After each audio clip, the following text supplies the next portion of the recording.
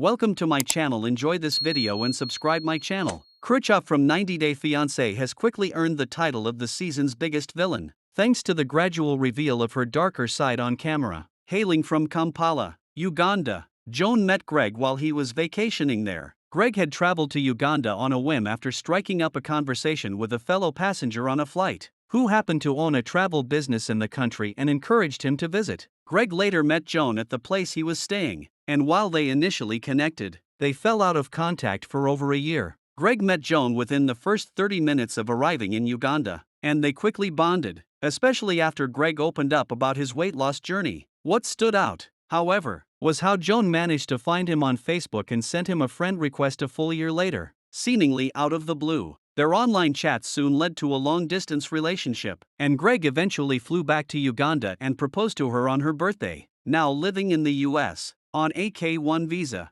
Joan has repeatedly expressed regret about her decision to move and marry Greg. Joan wanted to alter the wedding dress she had brought with her from Uganda, but with Greg away at work, she had no one to drive her. She turned to Lucille for help, asking if she could take her to the bridal shop. Lucille, though caught off guard, agreed, saying, "You're going to be my daughter-in-law, so I need to help you." Joan didn't have a driver's license and had grown accustomed to Greg driving her around. However, her request came at an inconvenient time, interrupting Lucille's cooking, adding subtle tension to the moment. Lucille was excited to see Joan in her wedding dress and saw it as a special moment that could bring them closer. She hoped the experience would be a bonding opportunity and tried to make small talk during the drive. Eventually, Lucille asked if Joan wanted her to come inside and help. "I'd love to, but I'm going to be talking to my family," Joan responded, politely but firmly. She explained that she wanted her family to be the first to see her in the dress, not wanting to hurt her sister's feelings by sharing the moment with someone else. On the other hand,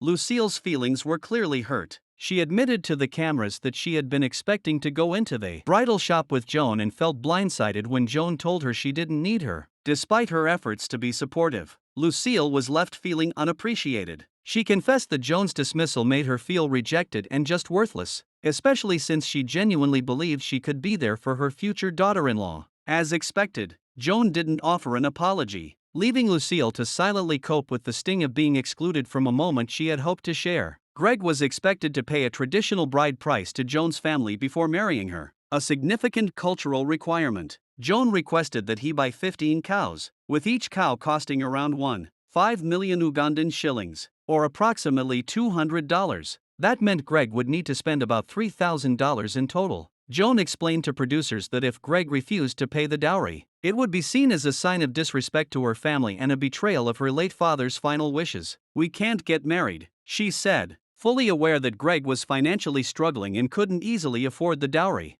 Joan also began pressuring Greg to move into their own apartment. She had originally planned to stay at his mother's house for just 3 to 6 months, but ended up staying longer due to Greg's financial struggles. Having viewed America as a land of opportunities, Joan felt increasingly disappointed. She urged Greg to man up and find a way to pay her dowry and secure a new place to live. Desperate for privacy, Joan didn't hesitate to ask Greg's mother to leave her own home so she and Greg could have the space to themselves.